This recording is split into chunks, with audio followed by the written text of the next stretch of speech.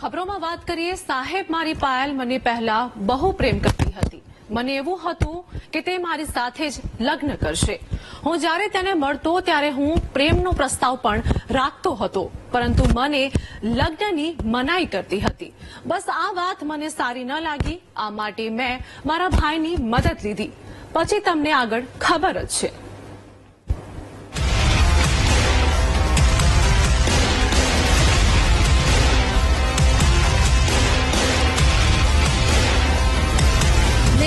બોરીચીની ઘટના, કૃષ્ણ ગામ મારી મર્ડર, 7 ઘા છરીના માર્યા. કચ્છના અંજારના મેઘપર બોરીચીમાં રહેતી યુવતીના હત્યાના બનાવે સમગ્ર કચ્છમાં ચકચાર જગાવી હતી.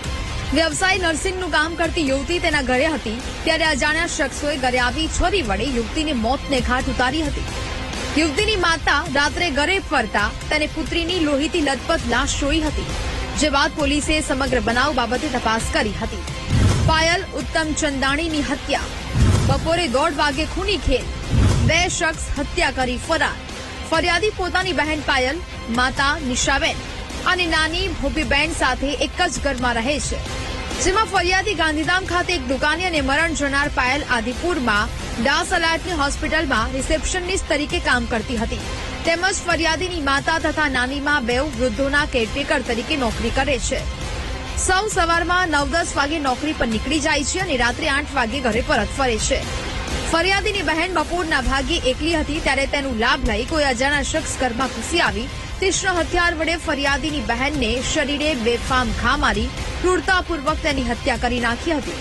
રાત્રે 8 વાગે માતા ઘરે પરત આવતા ત્યારે ઘરમાં પાયલની લાશ જોઈ હત્યા થયાનું બનાવ પ્રકાશમાં આવ્યું હતું, જેથી મોડી રાત્રે પાયલના ભાઈએ અજાણ્યા હત્યારા સામે અંજાર પોલીસ મથકે બનાવ અંગે ફરિયાદ નોંધાવી હતી.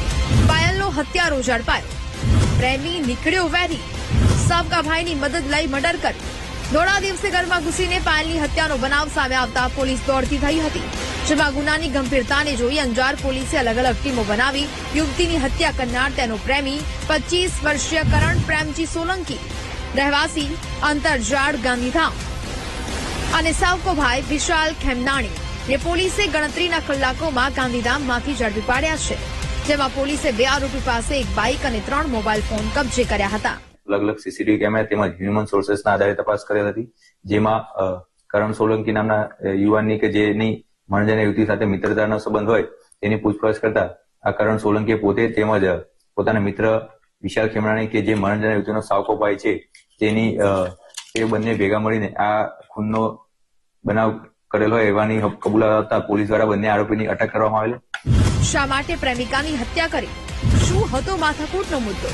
આરોપી કરણને મૃતક પાયલ સાથે લગ્ન કરવાના હતા, જે અંગે તે અવારનવાર લગ્ન કરવા માટે પાયલ પર દબાણ કરતો હતો, જેથી 2 વચ્ચે અવારનવાર બોલાચાલી પણ થઈ હતી, જેમાં મૃતક પાયલે લગ્ન કરવાની ના પાડી અને જો મને વધારે હેરાન કરીશ તો પોલીસમાં ફરિયાદ કરી નાખીશ, જેનું મન દુઃખ રાખી તેના સાવકા ભાઈ વિશાલ સાથે મળી ગત શુક્રવારે બપોરે પાયલ ઘરે પરત આવી ત્યારે ઘરમાં ઘૂસી તેના પર તીક્ષ્ણ હથિયાર વડે હુમલો કરી હત્યારા પ્રેમીએ જુનૂનપૂર્વક યુવતીના ગુપ્ત ભાગ, ગળા, છાતી, પેટ, ડાબા હાથ સહિત અંગોમાં છરીથી 7 ઘા મારી યુવતીની હત્યા કરી નાખી હતી. બનાવનું કારણ જોઈએ તો આરોપી કરણ સોલંકીને મણજના યુવતી સાથે મિત્રતાના સંબંધ હતા, જે બાબતે તેઓનો અવારનવાર ઝઘડા થતા હતા, જેનું મન દુઃખ રાખીને આરોપી કરણ સોલંકીએ પોતાના મિત્ર વિશાલ ખેમનાણી સાથે મળીને આ મરણ જનાર યુવતીના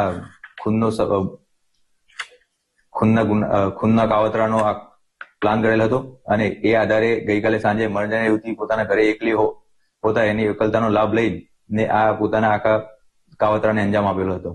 જીદમાં એકની હત્યા, પ્રેમ સંબંધનો અંત. હાલ પોલીસે 2 શખ્સની ધરપકડ કરી છે. આરોપી કરણ પાયલ સાથે લગ્ન કરવા માંગતો હતો, પરંતુ પાયલ તેને ભાવ આપતી ન હતી. બસ આ માટે હત્યાને અંજામ આપી દીધો. હવે આરોપીને જેલ જવાની નોબત આવી છે. પ્રેમ સંબંધ ગમે તેનો હોય, જ્યારે જીદ ભળે છે ત્યારે તેનો અંત આવવો જ હોય છે. Govind Maheshwari, VTV news, Kutch.